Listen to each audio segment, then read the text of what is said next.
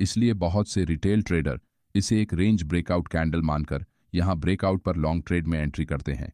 लेकिन कुछ ही समय में प्राइस नीचे जाते हुए इनका स्टॉप लॉस हिट कर देती है, जिससे वो अपने पहले ट्रेड में लॉस कर देते हैं। प्राइस कुछ देर तक नीचे जाने के बाद एकदम से पहले की तरह फिर से एक बड़ी मोमेंटम कैंडल चार्ट पर बनाती है, जिससे प्राइस अब की बार जरूर रिवर्स होकर ऊपर जाएगी ये सोचकर फिर से आप दूसरी बार ट्रेड एंट्री कर लेते हैं।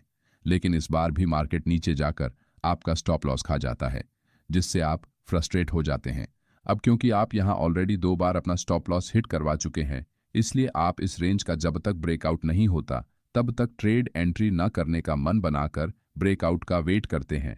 कुछ देर बाद मार्केट आपकी एनालिसिस के अनुसार इस रेंज को ब्रेक करने के लिए वही बिग बुलिश मोमेंटम कैंडल बनाता है, और जैसे ही आप यहां लॉन्ग ट्रेड में एंट्री करते हैं, प्राइस तेजी से नीचे चली जाती है। अब सिर्फ इस एक कैंडल की वजह से आप एक ही दिन में 3 बार ट्रैप हो चुके हैं। बिग इंस्टीट्यूशनल ट्रेडर मार्केट में पैनिक क्रिएट करके रिटेल ट्रेडर के मन में फोमो बनाने के लिए इन कैंडल्स का इस्तेमाल करके उन्हें इमोशनली ब्लैकमेल करते हैं, जिससे वो ना चाहते हुए भी इन कैंडल्स को देखकर ट्रेड एंट्रीज करते हैं, जिससे चार्ट पर लिक्विडिटी जनरेट होने के कारण ये कैंडल्स 10 में से सिर्फ एक बार करके उन्हें इमोशनली ब्लैकमेल करते हैं, जिससे वो ना चाहते हुए भी इन कैंडल्स को देखकर ट्रेड एंट्रीज करते हैं, जिससे चार्ट पर लिक्विडिटी जनरेट होने के कारण बिग इंस्टीट्यूशनल ट्रेडर को अपने ऑर्डर्स लगाने में आसानी होती है। इसलिए जब भी आपको चार्ट पर नॉर्मल कैंडल्स से बहुत बड़े आकार की कैंडल्स बनते हुए नजर आए, तो हो सके तो आपको इनसे दूर ही रहना है। ये कैंडल्स 10 में से सिर्फ एक बार आपको प्रॉफिट बनाकर देती है, और अगर आपको मेरी बात पर विश्वास नहीं है तो आप खुद चार्ट ओपन करके इसे क्रॉस चेक कर सकते हैं। चलिए अब अगली कैंडल को समझते हैं। कितना और नुकसान सह कैंडल या फिर इनवर्ड हैमर कैंडल के नाम से भी जानते हैं। इस कैंडल में कैंडल बॉडी के मुकाबले कैंडल की विक बहुत ज्यादा बड़ी होती है, जो कि प्राइस के रिजेक्शन को रिफ्लेक्ट करती है। जैसे कि ये निफ्टी 50 का 9 तारीख का 5 मिनट टाइम फ्रेम का चार्ट है, जिसमें प्राइस हायर लेवल से रिजेक्शन लेकर लगभग 25,000 की साइकोलॉजिकल एरिया के पास आते समय चार्ट पर इस तरह से लॉन्ग लोअर विक बनाकर रिजेक्शन कैंडल्स बनाती है। अब इस तरह की कैंडल में प्राइस एक लेवल पर ओपन होने के बाद उस ओपनिंग लेवल से नीचे जाती है, लेकिन लोअर लेवल से रिजेक्शन फेस करने के कारण फिर से अपने ओपनिंग प्राइस के आसपास आकर क्लोज हो जाती है।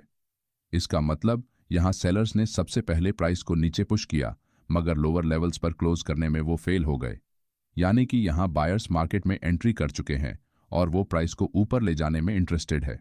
अब यहां चार्ट पर लगभग 3 बार बायर्स ने प्राइस को लोअर लेवल से ऊपर पुश करने की कोशिश की है। साथ ही यहां नीचे आते समय कैंडल्स की साइज छोटी होती जा रही है। इसका मतलब यहां सेलर धीरे धीरे अपना कंट्रोल खो रहे हैं।